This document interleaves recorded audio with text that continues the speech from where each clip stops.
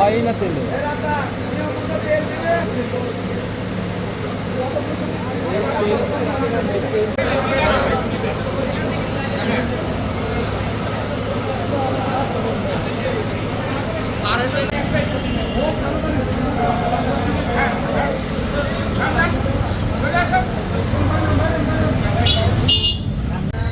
ছবিগুলো দিয়েছেন তারা কতটুকু নিয়েছে তার সেগুলো আমাদের প্রোভাইড করেন, আমরা তাদের বিরুদ্ধে ব্যবস্থা নেব। আমি কথা দিলাম।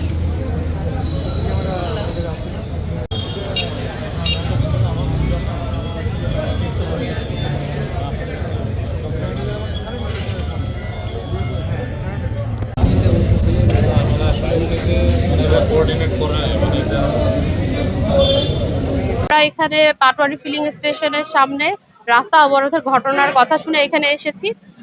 এসে যেটি জানতে পারলাম যে তাদের মেশিনটি নষ্ট হয়েছিল গত 6 তারিখে এবং গত রাতে সেটি ঠিক করা হয়েছে, কিন্তু ঠিক করার পরেও তারা আমাদের ট্যাগ অফিসারের কাছে এটি অবহিত করেনি বা আমাদেরকেও জানায়নি।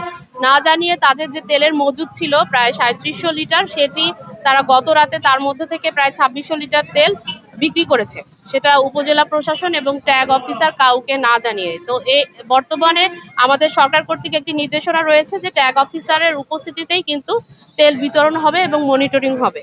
তো সেক্ষেত্রে আমরা আমরা তাদের কথার সাথে কাজের মিল পাইনি এবং আমরা পরবর্তীতে তাদেরকে আমাদের মোবাইল কোর্টের মাধ্যমে 50,000 টাকা জরিমানা করেছি এবং তাদের কাছ থেকে মুচলেকাও নেওয়া হয়েছে।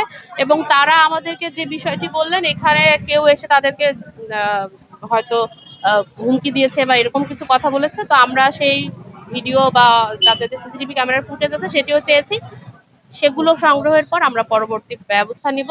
আপাতত আমরা হাইওয়ের যে অবরোধ ছিল সেটিও সরিয়ে দিয়েছি এবং আমাদের এখানে তেল বিতরণ কার্যক্রম স্বাভাবিকভাবেই চলছে।